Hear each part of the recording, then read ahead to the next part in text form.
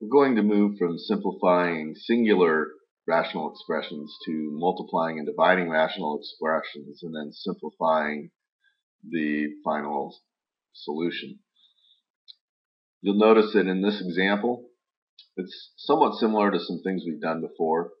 We have two fractions being multiplied together, and it's already in factored form. We have common bases and exponents that we're multiplying and dividing, so we have to use those appropriate rules. First thing I notice is I have a 7 and a 49, and 7 over 49 reduced to 1 time and 7 times, so I'm going to put a 7 down in the denominator of the second term. I notice I have an x squared and an x to the first. Common bases, therefore I subtract two exponents and keep the answer where the greatest exponent is. So I have an x in the numerator. Next I have a y and a y to the fourth. I'm going to once again subtract the two exponents, so it's a 1 and a 4, get a y cubed, and that's going to be in the denominator because the biggest power is in the denominator. Notice I have a z cubed and a z. Biggest term is in the denominator, subtract the exponents, so that's z squared. And that takes care of those. And then the only thing I have left is the 12 and the 14. And those reduce. 2 goes into both, 6 times here, 7 times here. And now I can take a look at this and reduce anything that's left. I see the two 7s reduce out. And left with x over 6y cubed z squared.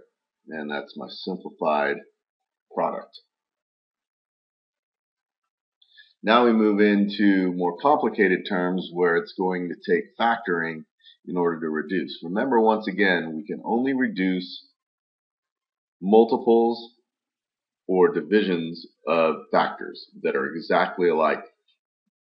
We may never reduce across an addition or a subtraction. So in this first term, you'll notice the numerator is already in factored form. The denominator has a GCF of 4, leaving you with b minus 3. That's multiplied by, I'll factor the numerator. You need to find out what multiplies to 3 and adds to negative 4. That's a b and a b, and a negative 3 and a negative 1. In the denominator, I have b and a b. What multiplies to negative 30 and adds to 7. That's a 3 and a 10.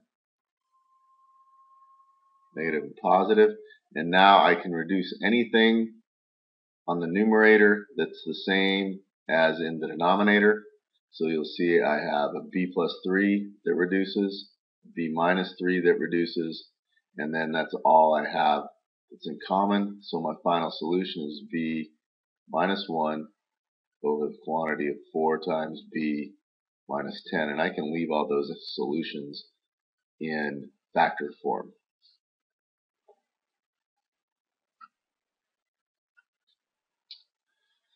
Here's another example using some of the factoring techniques that we've already talked about. In the numerator, I need to find two things that multiply to 9 and add to 6, and that's a plus 3 and a plus 3. Denominator, what two things multiply to 25 and add to negative 10? That's an a minus 5 and an a minus 5. Next term, what two things multiply to negative 20, add to negative 1? That's a 5 and a 4. 5 being negative, 4 being positive. And then finally, what two things multiply to 12, add to 7? That's going to be a 4 and a 3, both being positive in that case. Look for the terms that exactly match, both in the numerator and the denominator. The a plus 4s reduce, a minus 5s reduce, one of the a plus 3s reduce, leaving me only with a plus 3 over a minus 5.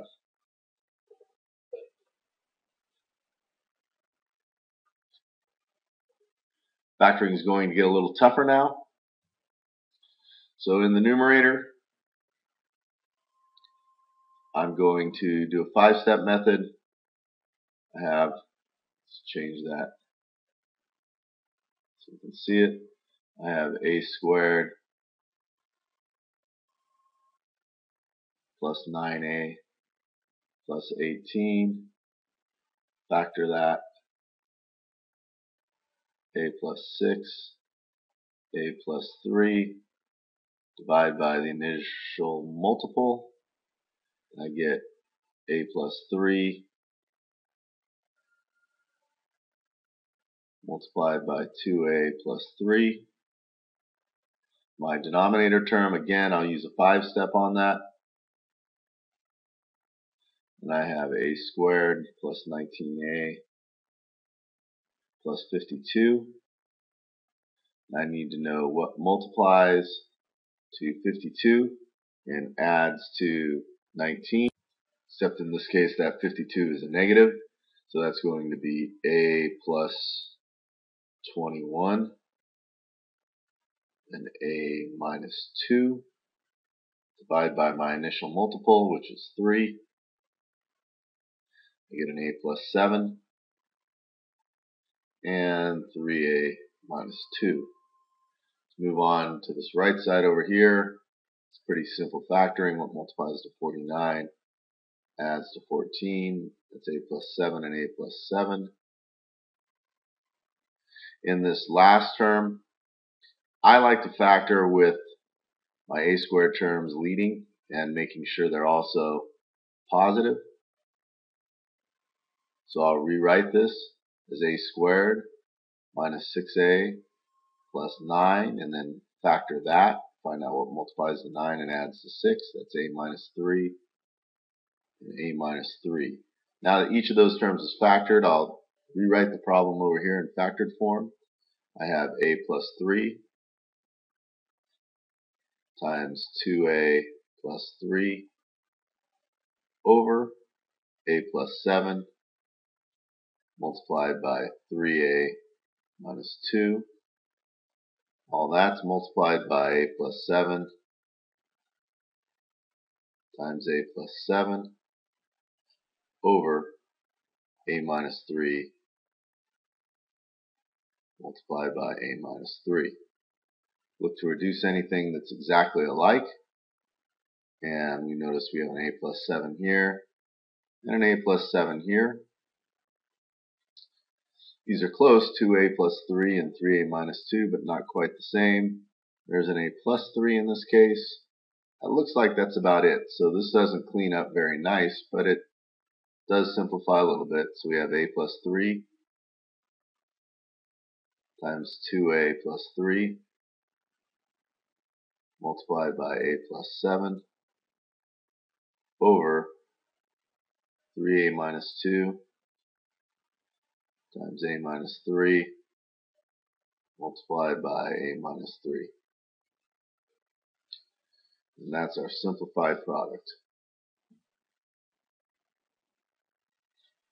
Alright, so we've got a little word problem here. Velocity of a spacecraft must have to escape the gravitational pull of the Earth is called the escape velocity. And the escape velocity for a spacecraft leaving the Earth is about 40,320 kilometers for 1 hour. And we want to write this in terms of meters per second. So what I'm going to need to do is do some dimensional analysis. This is a little review. So in this case, I need to know how many meters are in a kilometer. Well, there's 1,000 meters in 1 kilometer. And then I need to know how many seconds are in an hour. And then I have 1 hour, 60 minutes. And then in 1 minute, there's 60 seconds. So you'll notice now I get to reduce kilometers with kilometers, hours with hours. minutes with minutes, and I end up with units of meters per second. I'm going to multiply the numerator and divide that by the denominator and end up with my meters per second unit. And I end up with the following, roughly 11,200 meters per second. That's my escape velocity. Now we're going to divide these terms. Dividing rational expressions is the same as dividing fractions. I want to multiply by the reciprocal. So in this case, I have 8 over 20x cubed multiplied by 25x squared over 44. I'm going to take and reduce where I can. So the 8 and the 44, there's a 4 that goes into both. 2 times here, 11 times here. 20 and the 25, 5 goes into 4 times and 5 times. And then we've got this x cubed and x squared. Got a 2 and then a 5. The x and the x squared, bigger terms in the denominator, subtract the powers, that's an x, and I have a 4 and an 11 left. So I'm going to multiply what's left. It leaves me with 10 over 44x. 10 and 44 reduce because 2 goes into both. 5 times in the numerator, 22 times in the denominator, and the x is left over. So that's my reduced solution. Factoring is going to come back into play. We'll take and rewrite while we factor. So this denominator here goes to x minus 6, x minus 3. Going to multiply by the reciprocal, so I put an x minus 6 in the numerator. Denominator factors into x plus 5, x minus 5 because that's a difference of squares. Now I can multiply, reduce any term that's exactly, or any factor that's exactly alike in the numerator and denominator. So I go ahead and do that. You'll notice everything in the numerator is reduced. That doesn't make the numerator equal to 0. Anything over itself reduces to 1. So I have a 1 in the numerator over x minus 3 times x plus 5. And there we have it.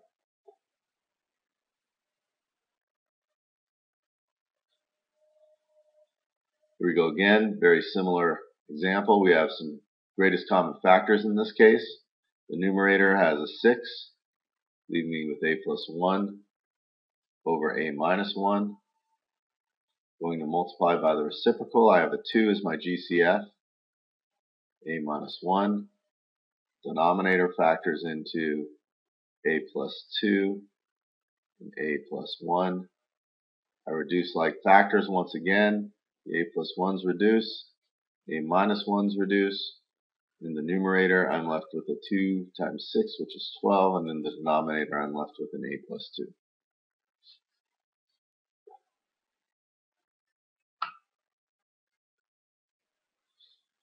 Again, the factoring will get a little more difficult. Let's take and do a 5-step to the numerator. I have a squared minus a minus 30, which factors into a minus 6, and a plus 5. Divide through by the initial multiple of 2, giving me an a minus 3 and a 2a plus 5. It's going to be over a minus 3 and a plus 1. Now, in the second term, I'm going to take and find the reciprocal, so I'll start with an a, or 1 minus a squared. Remember, I'm not a big fan of factoring with a negative squared term, so I'm going to factor out a negative 1, leaving me with a squared minus 1. And there's a difference of squareds there. So I have an a plus 1 and an a minus 1. And then in the denominator now, I'll do a 5-step of a squared plus 3a minus 10. Gives me an a plus 5, a minus 2, divided by the initial multiple, giving me 2a plus 5 and a minus 1. Again, I'll rewrite this problem in factored form. So I have an a minus 3 multiplied by 2a plus 5 over a minus 3 times a plus 1 multiplied by a negative a plus 1 times a minus 1 over 2a plus 5 and an a minus 1. Like factors reduce, a minus 1's go, a plus 1's go, 2a plus 5 goes, a minus 3 goes. Looks like everything went except this negative 1 here, so my final solution is negative 1.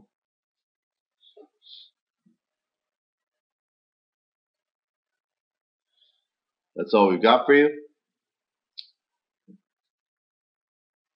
Answer the questions and write your lesson summary, and we'll talk to you tomorrow.